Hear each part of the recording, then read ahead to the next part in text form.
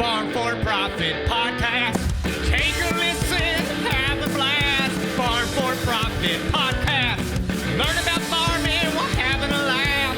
Farm for Profit Podcast. Well, Corey, did you actually clean the wine glasses off this time? I did start the dishwasher this morning. It doesn't look like they're any cleaner than they were last time. I think they're clean. I think we just don't have the good spot. I know. I tried to get the water spots off of them as well. But we only want the best of wine glasses to put some of the best of the wine in. It's time for another Sonoma County wine segment. And I'm excited because we got two bottles. And we have to open them both. We can't just try one and talk about the other. Shouldn't we have 4 glasses then? Ooh. Our guest is laughing. Yeah, you probably should have 4 glasses. I will get more glasses. Why don't you get to know our guest, Tyler? I'll be right back with some more glasses. All right. Welcome to the podcast, Tyler Click. We have Tyler. Welcome. Give us a little background about your vineyard and about yourself. Yeah, I'm Tyler Click from Redwood Empire Vineyard Management. We farm for about 2,500 acres throughout Sonoma County for absentee owners, for winery owners. We have vineyard properties of our own that we own and lease. And so we're pretty much farming in all areas of Sonoma County. Nice. So I'm curious about that. I've always thought farmers own their vineyards and that's what they farm, but it makes sense. Here in the Midwest, we rent or lease or crop share ground from absentee landowners and all that. So you guys are doing kind of the same thing. Yeah, exactly the same thing. And we help farm those vineyards, develop the winery relationships, sell those grapes, and whatever they need done, we're there to help them. And it's all grapes that you farm? We farm, predominantly grapes. We farm a little bit of olives out here in California. A lot of people like to have a few olives around, but predominantly wine grapes. And olives go well with wine tasting. At least they pair well with some wines, right? They do. They're great for the Mediterranean climate, and great olive oil is something that a lot of people like to have around. Okay, so can you tell which bottles we have here sitting in front of us? Yeah, so you have the Benzinger Sauvignon Blanc from Frank Johnson Vineyard, a vineyard that we lease. That's the Sauvignon Blanc there. That is a really nice vineyard site. We actually dry farm this site.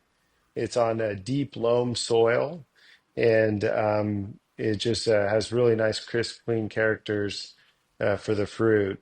The other bottle you have there is the Coppola Sequerce Cabernet Sauvignon. It's grown in Alexander Valley, really nice hillside site, farmed organic from day one, and produces just a really nice quality Cabernet Sauvignon. So you said you dry farmed it. That just means no irrigation?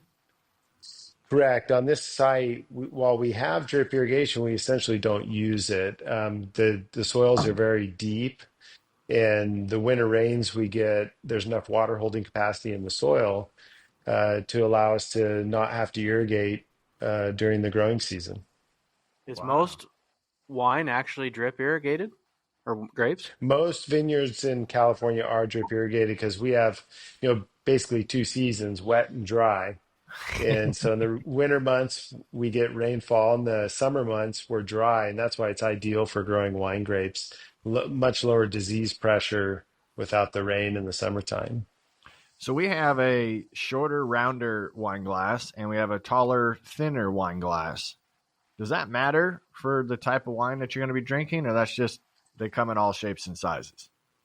There are some differences. So you're taller, thinner, you'll want to put your Sauvignon Blanc in. Your fatter, wider one, you'll want to put your Cabernet in. I'm glad I asked. Would you have done that?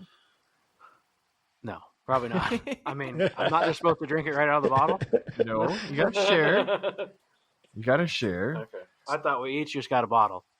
That's fair. We might be able to go that route. You also mentioned that the cab, right, is certified organic? Yeah, so this comes from a vineyard that we developed organically and have farmed it organically from day one. It's a site that that the property owner, it's a site we actually also lease, but the property owner is probably the greenest person I know. So the site not only is certified sustainable, certified organic, we also participate in a climate adaptation program where we uh, measured our carbon footprint. And so we can see what are we, net positive, net negative on that front. And actually on this site, we are a net positive, meaning we actually sequester more carbon than we emit in our farming. So even the wineries are getting into this carbon intensity and all that kind of stuff, and we're getting that in corn and soybean country. It's kind of crazy. So is it easier when we think of certified organic in our area? We understand that it's a 3-year time period in order to state the last time a fertilizer or chemical was utilized on that property. Is that the same way for vineyards? Is it a 3-year? Yes, that is the same. So if I take an existing vineyard that was not organic, it's a 3-year transition. And as soon as if you're looking to establish a new vineyard, how many years after you plant the seed can you get your first grapes? So we plant the vines. So say year one, planting of the vines. Year two, we're growing the vines up the stake. Year three, we get our first production. And then they move into full production by year 5. So ultimately, that 3-year organic time period, you're not getting a full crop anyway. It's part of the establishment.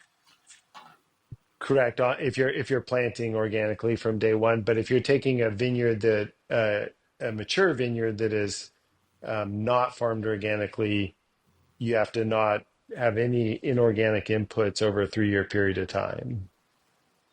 I like that. It's very good. I So we can't- tried the cab first. So Yep, tried the cab first. Okay. is that were we supposed to go lighter first? I kind of feel like that was probably the way We we're supposed to typically go white first, but that's okay. Okay. Well, we do everything backwards here in Iowa, so that's very enjoyable. Yeah, How would the it's professionals say this tastes? This wine is it's very rich and complex. It has a very nice tannin profile. So we call them kind of dusty tannin profile, and it has depth and character. Definitely fully ripe, not overripe. Has some nice, probably blackberry characteristics in there. Little cassis. So it's a really nice wine. It is full, and I would have used the word deep as well. I felt like there was a Deep and lot complex. Yeah, I like that. of flavor to that. I didn't think it was overly dry. No. I felt like it was a sweeter Cabernet. It's Cab, right? Yep. Yeah. Yeah, it has really nice finish on it. Wow. And a pretty cool label. Where's the label come from? So that's Francis Ford Coppola, some artwork he had an artist do for his Vineyard Designate program. And so he, being in the movie industry, he likes to always put on a show. So it's a really cool label. Okay. So I cleaned my palate. I just had a drink of coffee. It's probably not coffee, the right way. coffee and wine. Probably not the way to go. He's just like, you guys are crazy. Yes. But hey, our listeners would probably do the same thing, right? If we're going to have wine for breakfast, you're going to have your coffee right next to it. Okay, so before we go to this one, on this cab, what would that pair nicely with, like food-wise? Oh, that would go great with a steak. Some of your barbecue. It would go good with a lot of those sort of richer meals, or like a filet mignon or New York, Mm-hmm. or I'm even hungry. I know. ribs. Tanner made me miss lunch. So we did learn out of previous conversations that our white wines are supposed to be chilled. And this Correct. wine is chilled. We're currently sitting at 38 degrees outside, and the bottle of white I left in my pickup. So we have a chilled. This is a Sauvignon Blanc. Did I say that correct? Yep. 2023. So this Sauvignon Blanc, it's hand harvested, and it just they pick it where it still has good acidity in it. So it's a nice, crisp, clean Sauvignon Blanc. It is. Crisp is a very accurate term. I just said it's easy. Yeah. Like there is nothing that, you know, Boy, that could get dangerous. that sticks out to you that it's too much of anything. It's almost perfect. So the difference between hand harvested and not, is that just works better with a certain variety of grapes, or it's part of the, contributing to the finish? So hand harvesting, in some cases, at least in Sonoma County, we can only hand harvest because the machines can't get into the hillsides. But we have sites that we can hand harvest. For example, on this Frank Johnson vineyard, there's another winery buys another portion of the Sauvignon Blanc. It's actually Coppola. That we machine harvest, whereas the vineyard designate, the winemakers wanted it hand harvested for processing. I think it's so they can sort it, make sure they're just getting the best grapes to go into the wine. Wow. That's good. I would challenge Corey that, there should be parts of his field that get hand harvested. No, I don't have those types of hills. I don't have to do that, Tanner. I don't know if there's enough money in the commodity of corn or soybeans to do that. To do the hand harvesting. Yeah. I'm excited. We've got a great afternoon ahead of us. We have 2 very delicious wines that we get to enjoy. If our listeners wanted to find these wines that we just tried, can we get them in the Midwest, or how can they get ordered? That's a great question. You can most certainly contact the wineries directly, contact Benzinger, or go online, Benzinger, and same with Francis Coppola Winery. Go online and be able to order them directly from the wineries. Oh, we might have to do that. These could be some good Christmas gifts too. Yeah, the wives would drink this at 14%. And this one's almost 15. Oh, Tyler, it was a pleasure getting to meet you. We are excited. I believe we're headed back out to the World Ag Expo again this year. And I think we're either going to go early or stay late, because we want to meet some of the people that we've been introduced to through this partner with Sonoma County. So we look forward to potentially looking you up. Oh, yeah, that'd be great. I'd love to meet you guys. Awesome. Thanks again for hanging out.